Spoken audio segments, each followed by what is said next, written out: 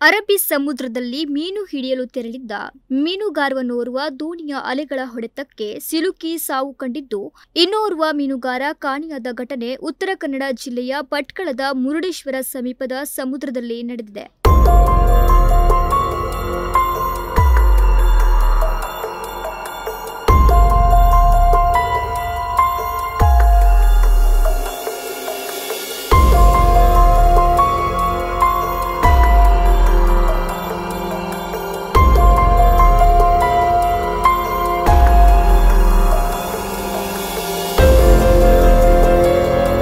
ಜನಾರ್ದನ್ ಹರಿಕಾಂತ್ ಎಂಬುವರಿಗೆ ಸೇರಿದ ನವಗ್ರಹ ಹೆಸರಿನ ದೋಣಿ ಇದಾಗಿದ್ದು, ಈ ದೋಣಿಯಲ್ಲಿದ್ದ 45 ವರ್ಷದ ಮಾಧವ ಹರಿಕಾಂತ್ ಆಸ್ಪತ್ರೆಗೆ ಸೇರಿಸುವ ಮಾರ್ಗ ಮಧ್ಯದಲ್ಲಿ ಸಾವು ಕಂಡಿದ್ದು, 26 ವರ್ಷದ ವೆಂಕಟೇಶ್ ಅಣ್ಣಪ್ಪ ಹರಿಕಾಂತ್ ಎಂಬಾತ ನಾಪತ್ತೆಯಾಗಿದ್ದಾನೆ.